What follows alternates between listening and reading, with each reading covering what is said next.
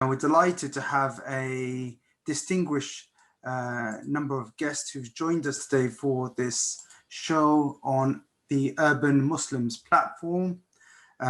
Today we are experiencing a real challenge where we need to unite to overcome some of the common challenges that is facing us here in the UK, but also across Europe.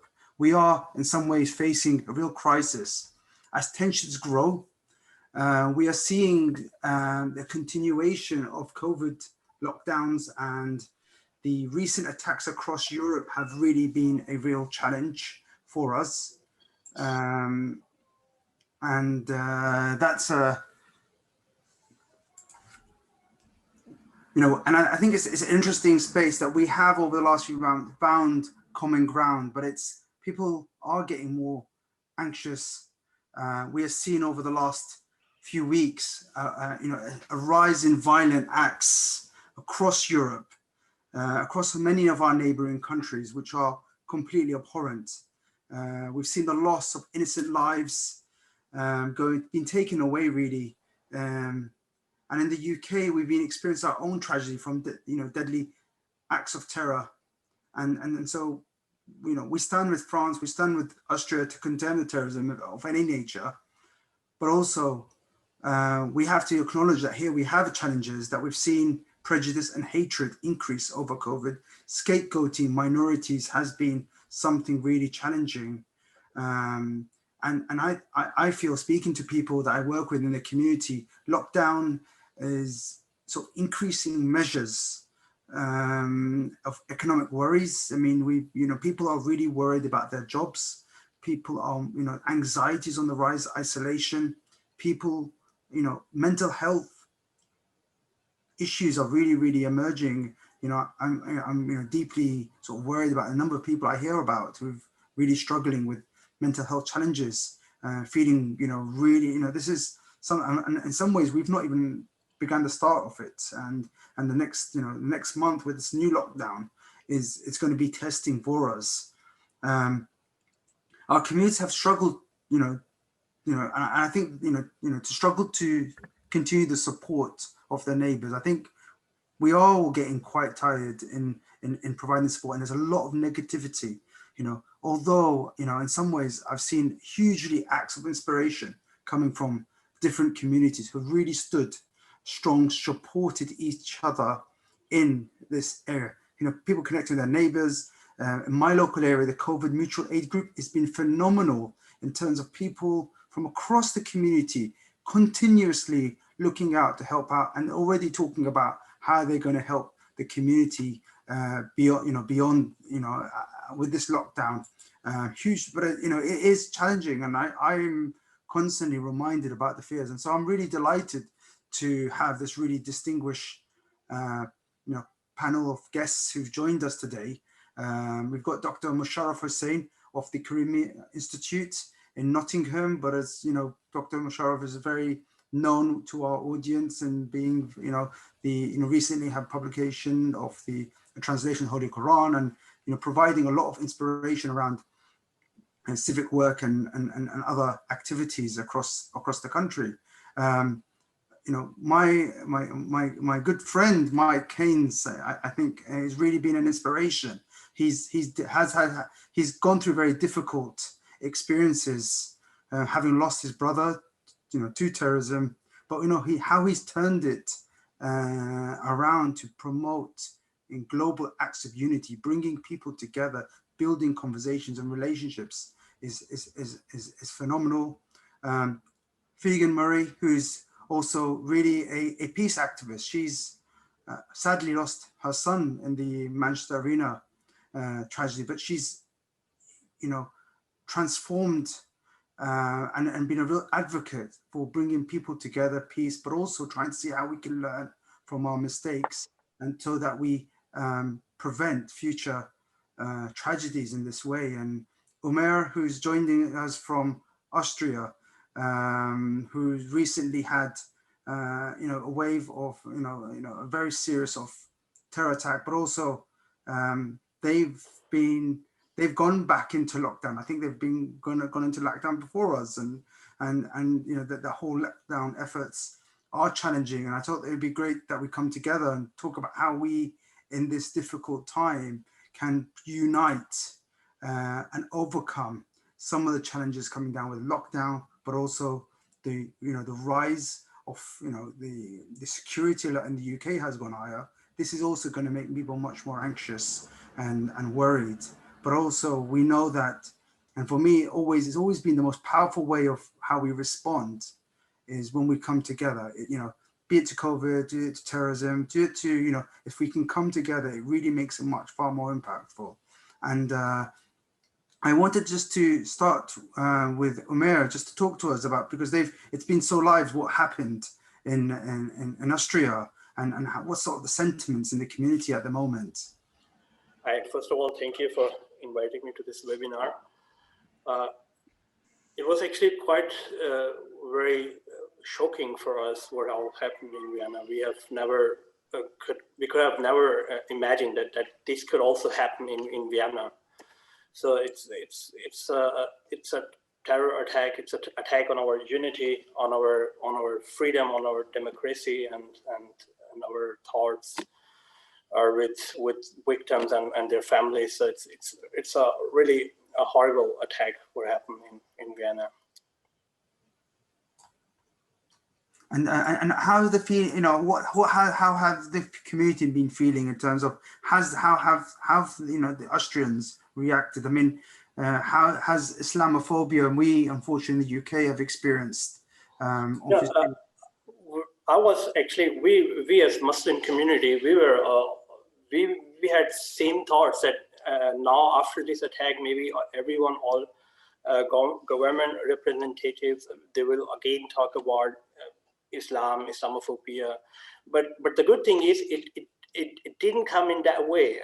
I must say that our Chancellor of Austria and the Interior Minister, they made a very solid and very powerful statements that our fight is not against a specific religion, it's against terrorism, and the all religion representative in Austria went over to this place and they lighted the candles and they prayed for victims, and they prayed everyone prayed in their way.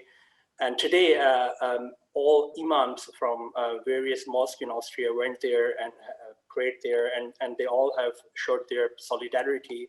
So and I think it might be the way how it is also due to these three heroes the heroes of our nation who helped that night, police officers, two Austrian Turkish men and one from Palestine. So they were helping policemen while they were shot, and they carried to the nearby ambulance, and they did really a good job, and we are proud of them, and we want to also show to everyone in Europe that we in Austria, we all are together, all different communities, and thank you. I mean, that's very inspiring, and I want to sort of turn to Michael and then maybe Figen, because they've been really powerful advocates of peace and unity in times of tragedy, and I want to share your own reflection, how you think what are the sort of the dangers, but also how we can come together. Figen, after you. Well, when the Manchester Arena bomb happened in May 2017, there was initially quite a lot of anger towards the Muslim community, and there were even some not so nice incidents, shall I say, in and around Greater Manchester against the Muslim society. Obviously, it eventually settled down, but it's. I remember one in particular. It was around Ramadan. Some of the Muslim community decided to be very public and actually break fast out in the open in the middle of Manchester, and they invited the general public to share food with them, which was really, really good. there were lots of different community leaders and religious leaders from all faiths there. And that brought people together, and stuff like that was really at that time particularly important. Obviously, you know, when bad things like that happen, anger is quite often accessed fairly easily.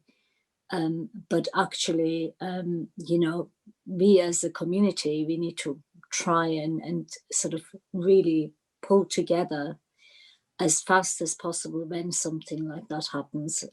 What you described about the Austrian politicians, that was really good, that they did this public announcement, and they pointed out that, you know, that everybody is coming together, and nobody should sort of have Islamophobia because of it, and that's really important. Thank you for that. I mean, Mike, you've been working with a lot of young people, and I'm just keen to see, because I think there is something really powerful in terms of how we can learn from lessons of how we respond in the UK, and how can we move forward as well with that. My brother was murdered by ISIS in 2014 in Syria. He was a humanitarian worker. He was held for 18 months before being murdered, and the video of his death put out on the internet. My initial reaction was anger, hatred, frustration. I wanted to go to Syria and kill. But I very quickly realized that the act of murdering my brother was an act of hatred. It was an act of division. It was an act of discord. It wasn't aimed at my brother. It wasn't aimed at my family. It was aimed at our country and Europe, and basically everybody, the whole world. They were making a statement in the murder of the hostages. So I knew that I had to do something. I could either choose a path of hatred, or I could choose a path of hope and the beliefs that my parents gave us when both David and I were little. We were big, they truly believed in multiculturalism, multi-faithism, and we took that into our adult lives. So I set up Global Acts of Unity, and I go into schools and I speak with students. Of course, lockdown at the moment is virtual presentations. We are well over 100,000 people. The response that we get from the students is truly incredible.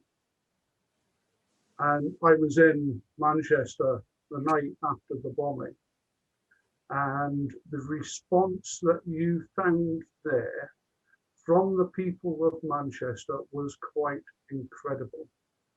And it's that similar response that I get from the students. There is that anger against people who show hatred. There is almost a decision by them to reject the hatred, whether it's extremists of one type or extremists of another type. And what I have seen in every school that I have visited, whether it be an inner city slum school or some posh school or a faith school, it has been that rejection of hatred and that stand for unity. And the questions that we get asked, I'm a firm believer in openness in questions and tackling difficult questions. And that communication between different cultures, between different faiths.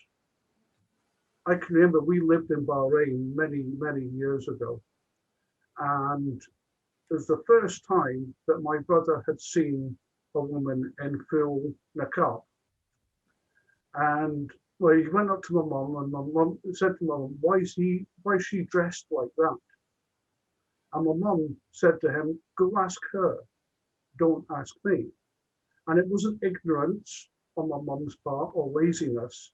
It was that trying to get us to ask a question. And my brother toddled over and spoke to the woman and came back very happy and no problems. And this is the way that we break down these barriers that the extremists and the terrorists are trying to push into our communities. Thank you, Mike. Sheikh Musharraf, you've been really active on the ground in terms of responding to after attacks and bringing communities together. And we've seen also how extremists of both sides try to fuel division. I wanted to see what do you think what can we learn from what our past experiences to move forward?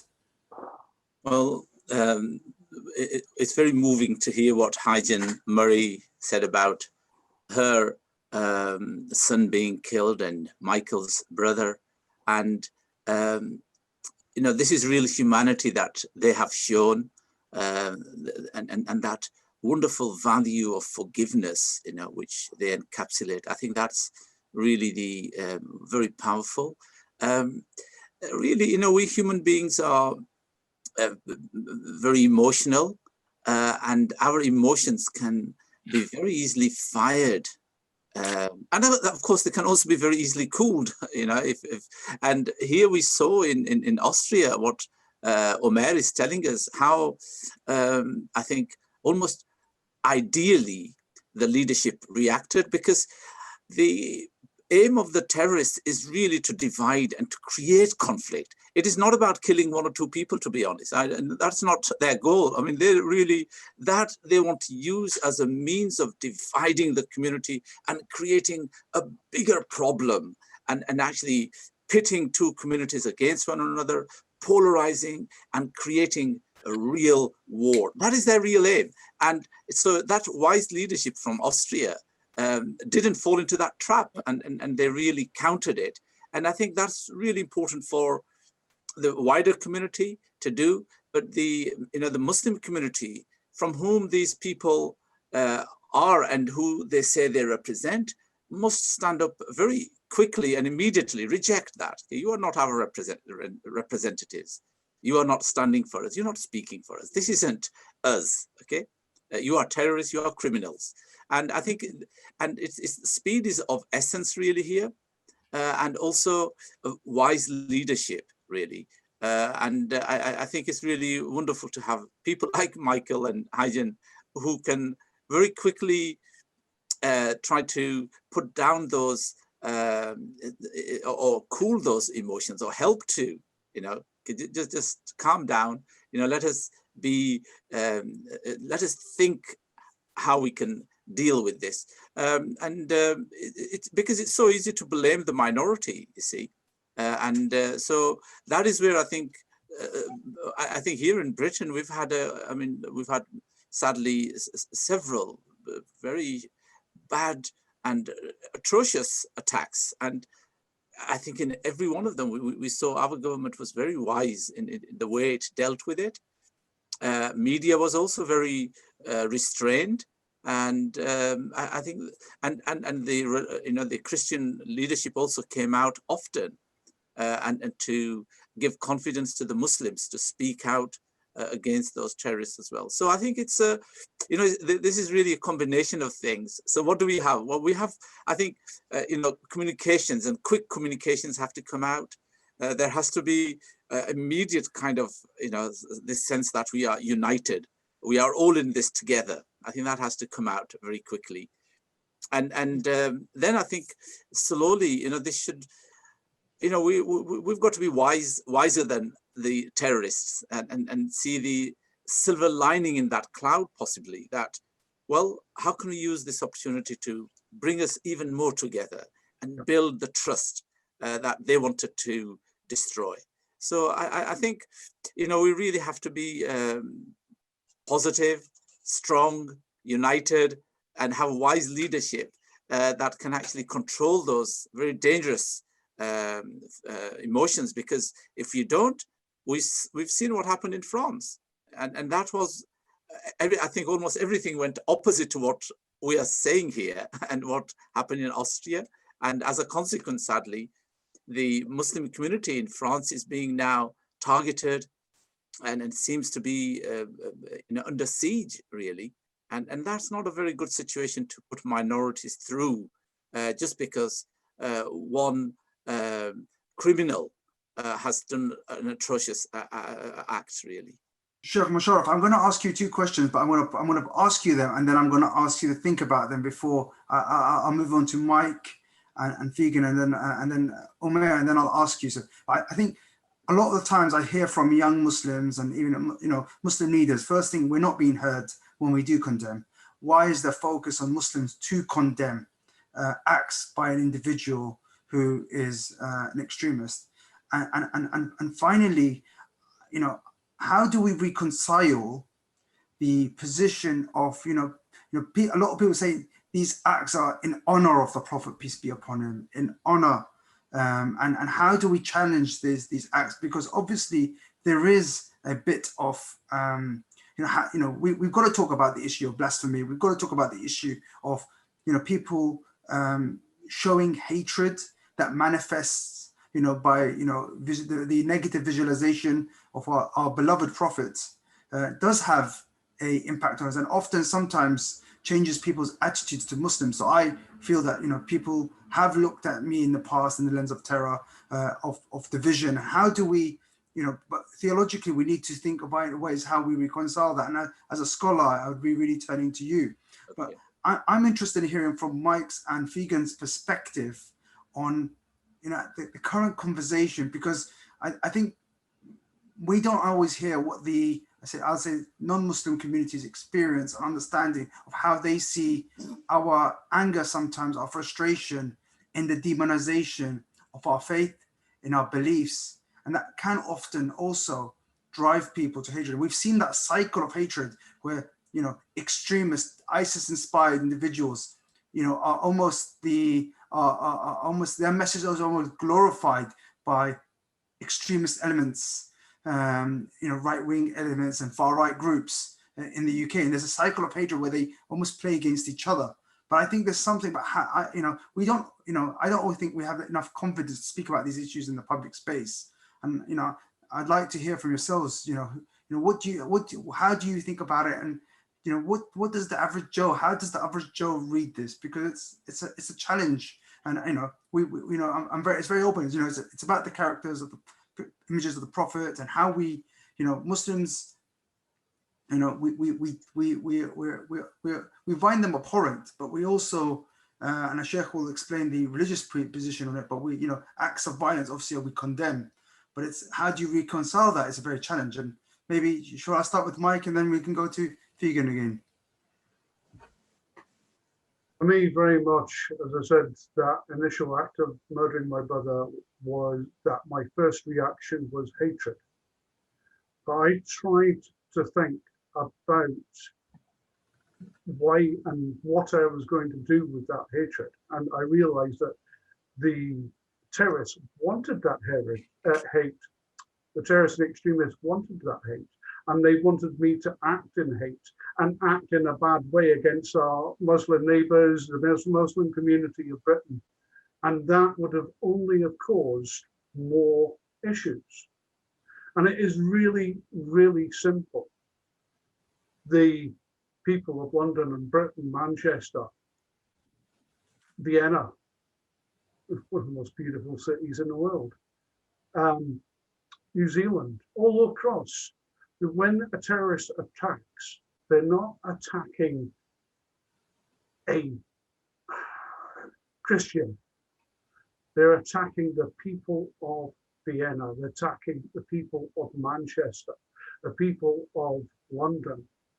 And what we've seen over and over again is how those people, the citizens of these places that have been attacked, come together to reject that hatred, because it's that realization that they're attacking us. And it doesn't matter what culture, what faith you are, they're attacking the people of Manchester, the people of Vienna.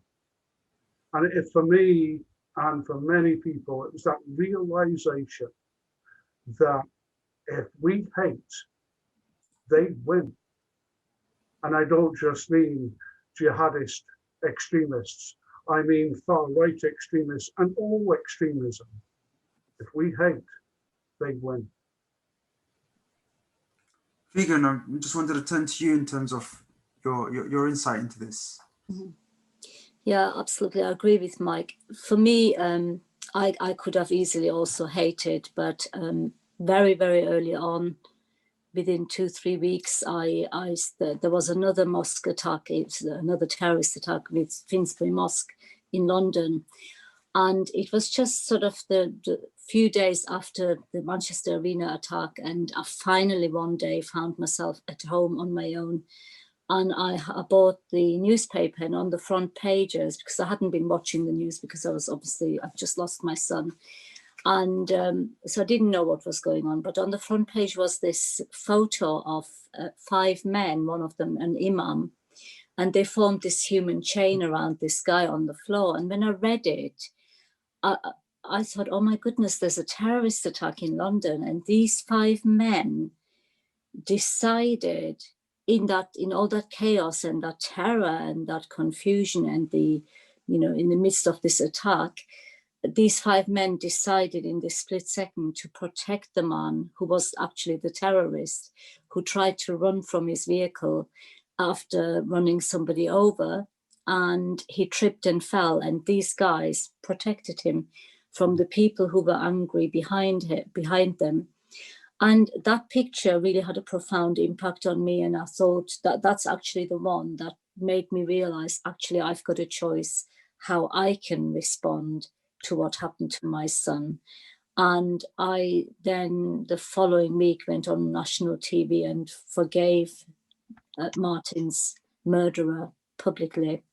And for me, that is one thing. But the other thing is, I also felt, I did a lot of thinking in those early days, and obviously I wasn't well enough to do the work I'm doing now straight away. But about a year after Martin died, I decided, like Mike, also to go into schools, because I felt very, very strongly that actually the way to bring people together is by addressing young people, because they are the ones who actually are the future adults, future politicians, future educators, but most importantly, future parents. And it's all to do with values and how we respect other people, and how we start to embrace the differences in all of us, and actually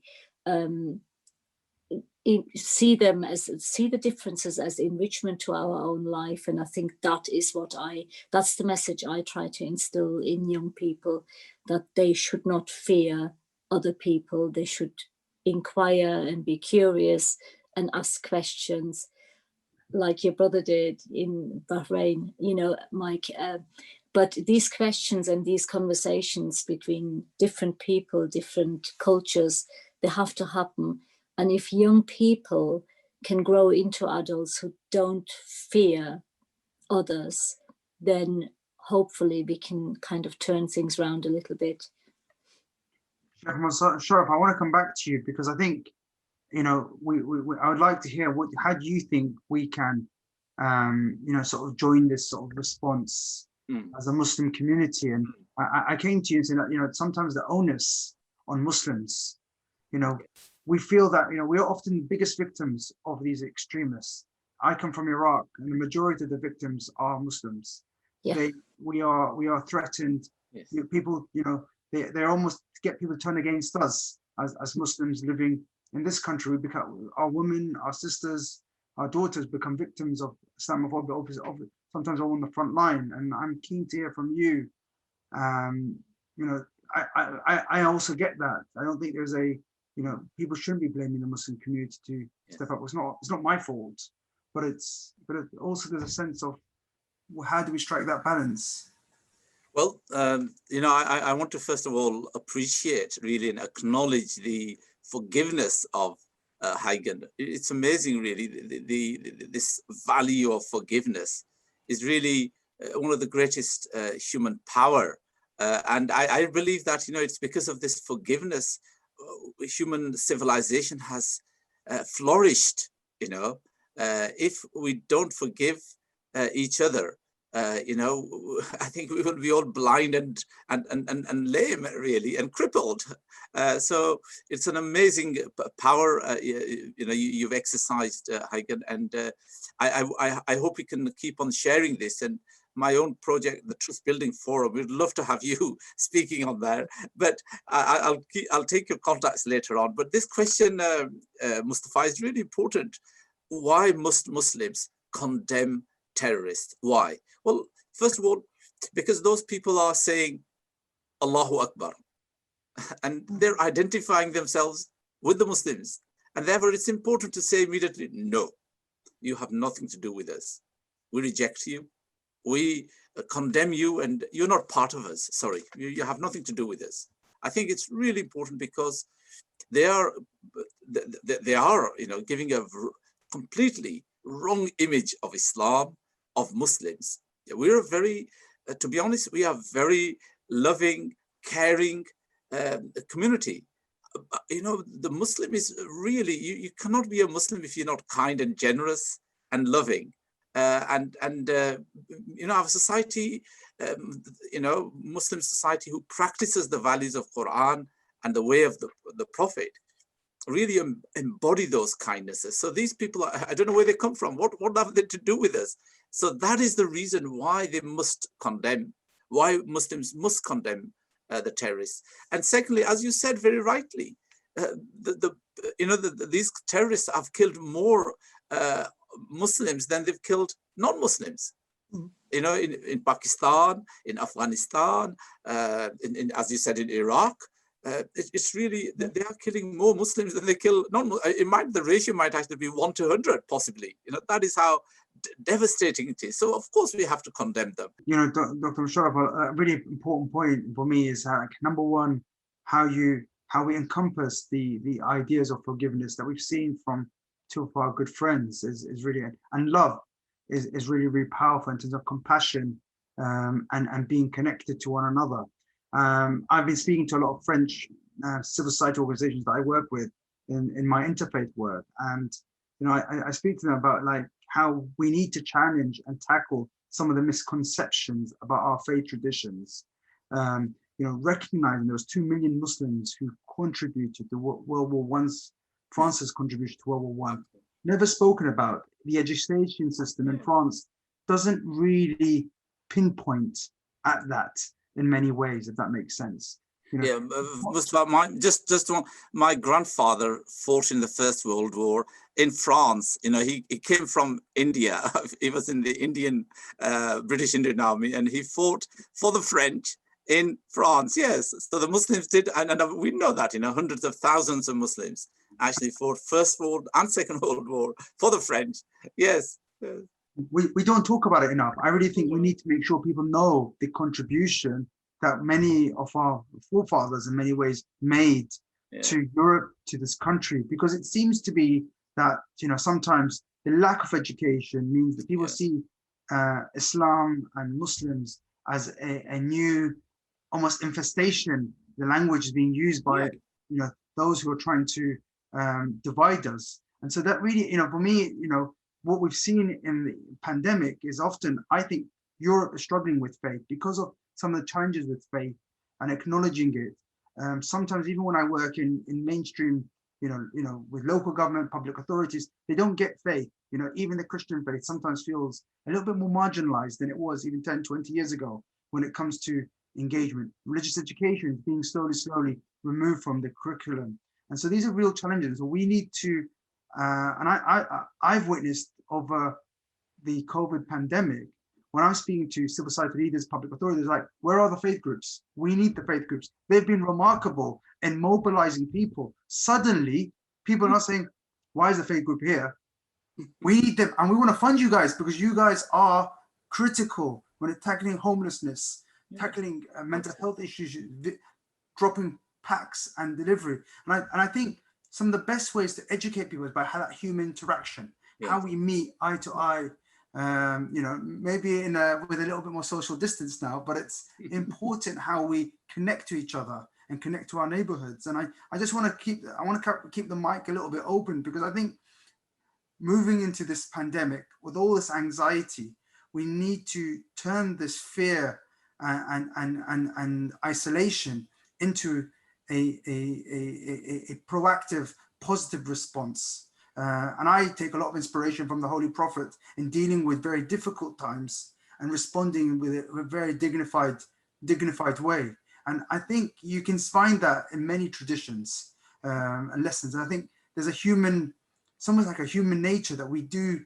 You can see the worst of our creation in Christ, but you all can see the best of humanity. And I think there's something about how we use this period of challenging and lockdown and, you know, as a response. And so I don't know who would like to come in. I know Umir hasn't really spoken for the last, you know, I want to sort of point to Umir first, and maybe then we'll leave it a bit more open. Yeah, as Sheikh Musharraf told, this is exactly what we want. We want everyone to understand and to respect.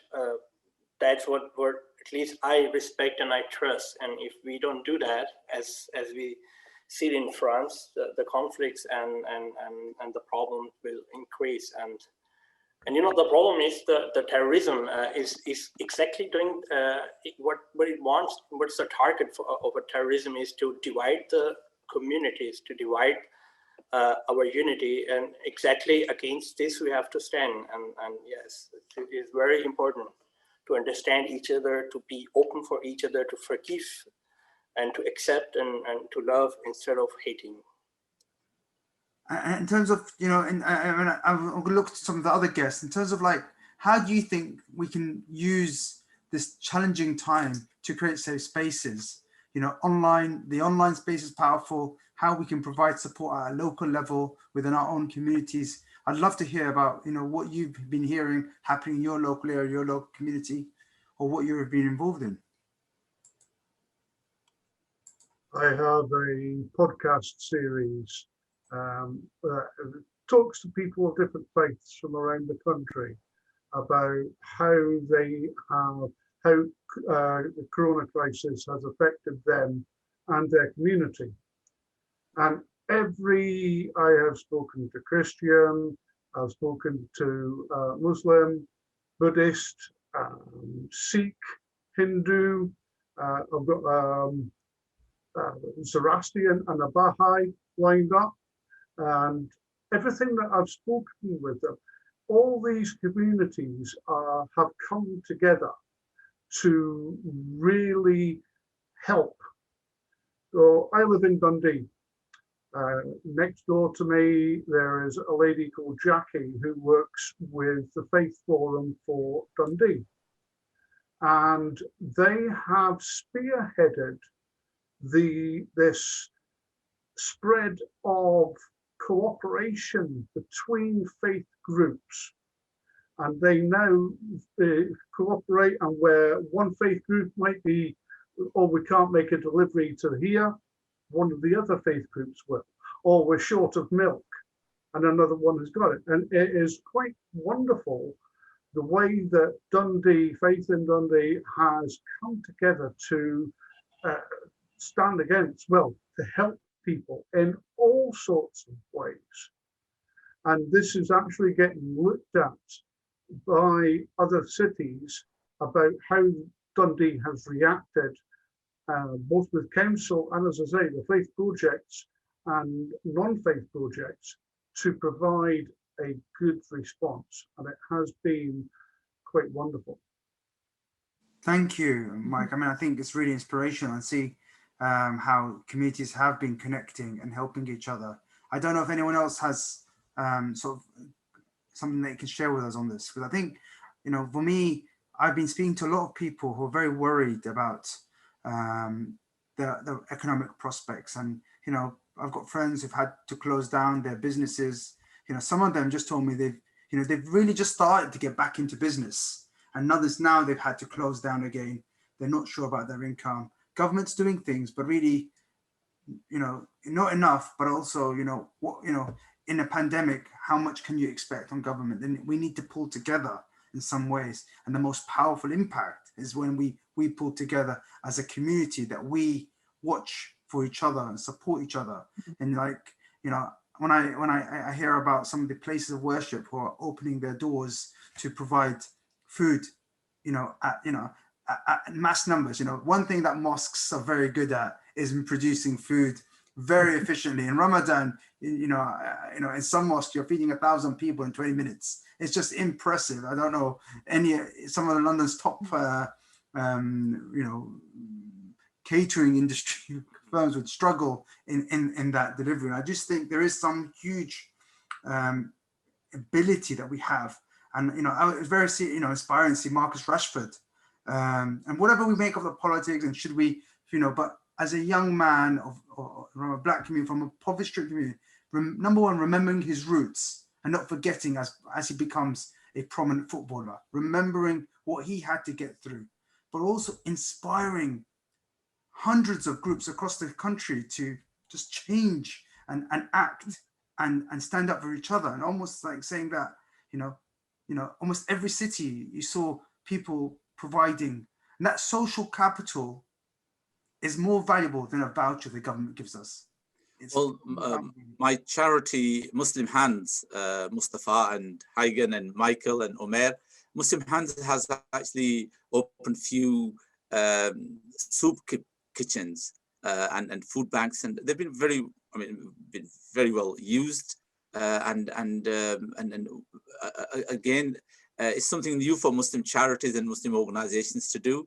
I know some of volunteers, women volunteers in particular, in my mosque, have actually been helping some elderly, giving them food regularly and making sure that they have food supplies. So there has been a good, I think Michael was talking about it earlier at the beginning, how people are sharing and their humanity, and I think that's, again, it just is a proof of the fact that, we human beings, in the heart of heart, we are really good. And it's only when we have belligerent and arrogant and uncivil leaders that, we would really falter and we would begin to act like that. So I think so. It's really important that, but at the heart, we are really, there's goodness, and it can be very easily really enthused. We can be enthused to be kind and generous, and we see this, when we make charity appeals, how quickly people give so generously. And so, yes, I think what we need to be doing is really promoting all those positive and good stories, and really keep on encouraging people to do good. I think my sort of complaint would be that we don't do enough of this, of this encouragement and of bringing out positive stories. Although BBC has now changed, actually, it's really interesting to see, when you listen to BBC. Today's program on BBC 4, Radio 4, or at 1 o'clock or 5 p.m. They do bring quite a lot of positive stories and encouraging stories and encouraging people to go out and do good, which is really good, which I hope they can keep up and develop even more, rather than bringing negative stories, which usually are concerned with one psychopath or some problematic person, and then try to depress everybody and show that, look, as though humanity is bad. No, we're not. I think we're... A real challenge I find within the faith sector is that we're not good at celebrating what we do. And we don't talk about the community we build, the number of people who walk into our buildings, the people who are working around, the community that we build. We create real communities, and that's how we've seen during this pandemic how faith communities have a certain type of reach, even across faith, where they've been able to unite people as focal strategic points. And as a Muslim, I often, when I speak to Muslim charities, often PR is something that they don't even think about. There's very little we spend on comms as a budget, PR as a budget. How many charities do you see focused on PR? And it's almost in innate nature of, sometimes you find that across many faith traditions, that you don't want to sell your kindness. You want to just do it and be humble about it and not talk about it. But actually, we have to talk about it. We have to find ways of showing a visual display of how we, humanity comes together, because that's the only way we're going to be able to change people's image. And, you know, you see the big corporates, they invest so much money in visuals, you know, and almost I find that we've got it, but in some ways we don't want to showcase it. And so that's a real challenge for us. And somehow we need to work. I agree with you entirely. You know, this is a really you know, we believe that we are doing this to please God, and we're doing it, and the results are there, you know, for people to see rather than us to advertise it and to publicize it. Yes, it's a real challenge in some ways. And sometimes we're shy to promote our work, so we need others to promote. We need to promote each other's work. Yes, yes. So even in our own PR, you know, the work that Mike does in communities, I should be talking about it. Okay, make it easy for me, Mike, to talk about it, because I need to know. I need to see the photos. I need you to share it with me on WhatsApp, so I can tell people, look at Mike. You know, he could have done something. Vegan, the work that you're doing, and you know, you've in some ways fully immersed yourself in being a champion for peace in this work. You know, how do we talk about it? Because it is personal, but you know, many of you have transformed your lives to bring people together. But we don't talk about it because we just want to get on with it. But actually, to inspire others, to ensure that people really have the hope that actually that this is there. I think we need to think about how we coordinate between ourselves as communities, how we celebrate each other's success. And maybe, you know, in this pandemic, we've got to champion and look at these communities who are striving. Look at these mosques that are serving. Look at the Gurdwara that's opening its doors, giving food on a regular basis. Look at the churches that are providing spaces for people who are homeless. I mean, you know, we're living in the most, you know, we're one of the most, you know, lucky places to live in the world today. In the UK, in terms of freedoms, in terms of the welfare system. I'm going to invite you to share your stories on my magazine, The Invitation magazine, you know, which we have just started online a month ago. So Michael, Hagen, and Omer, and yourself, I invite you to send me your you know, pictures, the work you are doing, and the whole point in that of that magazine is really to big up people who are doing wonderful work, and to show them, okay, look, we appreciate and value your good work. So do please, you know, it's Invitation Magazine, invitation-magazine.org. But if you send me your material, I'll make sure my journalist, you know, Sidra, she puts it on. So do please, you know, share. I want to really, because this is precisely what we want to be telling people. Okay, look, you know, there are people who have this big hearts to forgive, people who, you know, have suffered, but they're able to overcome their anger, and they want to share their humanity and not become victims of what the terrorist wants them to be. Okay, so I think that would be wonderful. So do please, you know, it'd be really nice to have your details. I don't know, Mustafa, do you have a Michael? I'll definitely get you guys all talking and coordinated. That would be great. Well, do, you know, if you send me Michael and Hagen's emails, I'll myself contact them, and we'll go on from there. And, you know, and I hope we can build very positive, we can build those trust amongst ourselves and share the good work you do. I'm really very interested in the whole idea of forgiveness, because, you know, when we forgive, we actually do lighten our own burden, and there are people who are carrying so much burden, sadly, and that's what's causing a lot of stress and anxiety in a lot of people, you know, because they can't let go, and we've got to help them to do that, you know, let go of things. So it's a great value that our religions, all of them, you know, it's fundamental to Christianity. You know, the idea of forgiveness is fundamental in Islam, in Judaism, in Buddhism. It's a very important. We need to move beyond our boundaries in our dialogue. Often we need to move beyond our boundaries in our mosque walls, our church walls, in the walls of our Gurdwara. But also we need to think about how we can come together to give each other hope.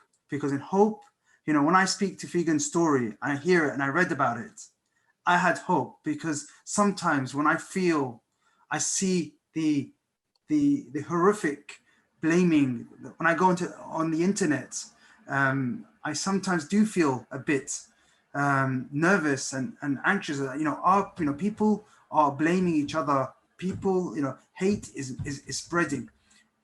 Fake news is spreading so rapidly, be it about the COVID virus, be it misinformation about minorities in this country, the hate towards migrants and refugees, people of color. We are having all these challenges. The working class, who are seen as lazyabouts and not seen as people who have strong family values, often, who their conditions that they're living in are forcing them to be like that. And actually, we need to give them hope. We need to give them aspirations. And so I'm inspired by talking to yourselves. I'm inspired by Mike's, compassion, reaching out. And Sheikh, your volunteers, when I see them working and knocking doors in communities, providing that assistance, that's what inspires me to say, actually, this interfaith stuff that I'm doing, that I've almost built my career around, has a purpose. Because sometimes I think, if we're only talking amongst the liberal-minded, the open-hearted individuals in our communities, we're not really reaching where we want to be. We need to find ways to connect to those who are most, who may be misinformed, who aren't able to access. So I want to leave with a, we've just coming towards the end of the sort of this online event, and I just wonder if you can all just share with us maybe 2 minutes of how you think we can come together, stand out against hate, or educate others to come together. Who wants to go first? Sorry. You guys are so polite. Come on, this is the I would like to mention a small point to our last topic, as we were discussing. Appreciating the other words and each other words, and especially in this pandemic situation, it's really important. I just wanted to mention, as you might know, everyone, Minhaj Welfare Foundation did a lot of work in COVID-19 and supplied food packs and everything. But especially the work which they done in Italy, in Italy, the team went to the all medical staff, in February, in March, in April, when they had problem there, and they brought with the food packs and to the doctors and the all other needed things which they needed that time, mask and hand covers and everything. And that was really, really appreciated from the local authorities from Italy. And that was really a great, I think, an example that I just wanted to mention. I think that's inspiring. I mean, that's what I know of Minhaj. They're always first out to be there, serving their local community, trying to make a difference, be it, in London, be it across Europe. They're very proactive, and I think that's unique, because they're such a close-knit community that they're able to mobilize and inspire people to volunteer. I just wanted to see if anyone else, before we wrap up, wants to come in. I thought we'd have closing remarks from you all. Well, I feel, oh, sorry. Go ahead, Hayden. Go ahead. Okay, well, I feel that we need to really instill in our young people, be that at home or schools, it doesn't really matter, or in churches and mosques. We should all really encourage children to adopt this thing that I keep going on about, and that's global compassion for each other, in particular because of COVID-19, because everybody is struggling just that bit more with anxiety, with not knowing what to do, not knowing where their future lies. And it's all a very insecure time at the moment. I'd hate to be the government right now, or any government really. They have difficult tasks, but actually as individuals, rather than blaming the governments for not shutting us down, making us wear masks, etc., we should stop complaining and actually look at positives, because there's always a positive to be found, and we need to adopt this more positive mindset. And as I said, teach our young to look, even in this dire situation, for the positive. Thank you. Sheikh Musharraf. Yes,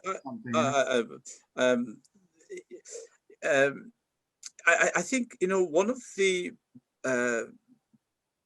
serious negative outcome of this pandemic, there'll be many, I know, economical, but what really worries me is that, you know, we were already very poor at communications. And these, you know, 8 months have even made us more poorer. And perhaps, you know, we will lose that sense of being connected to each other. And so we really do, we will have to make a lot of extra efforts in actually being able to, you know, to continue communicating. And so I'm going to ask all of you to please share your wonderful stories with us, so we can then share it with bigger audience and encourage our young, you know, people to continue, you know, their good work. My laptop is now freezing. I think it's saying you've had enough now. Sorry. So Mike, we'll end with you. It's been quite an incredible discussion. My 2 penneth worth is to reach out. When you don't know something of a person's culture, a person's faith, ask a question. You know, we are all, no matter what culture, no matter what faith, scared of looking ignorant. But if you ask a question with respect, you will get an answer with respect. And it is treat everybody like you would like to be treated yourself. And that's what it comes down to. And that is your neighbour next door, that be the person who's needing pandemic support, that's somebody homeless in the street. It's taking time to talk to one another. Thank you, Mustafa. Thank you, Mike. Thank you, Figen. Thank you, Umair and Sheikh Musharraf. Thank you all for joining us today. It's been really an inspiring conversation, you know, with, you know, talk about some real issues, difficult issues, tragedy, but also how we can challenge the status quo in terms of narratives of hate, and challenge, and how do we not be bystanders often, you know, but we can do that through connecting with one another, through sharing our own stories, through building friendships, through social action.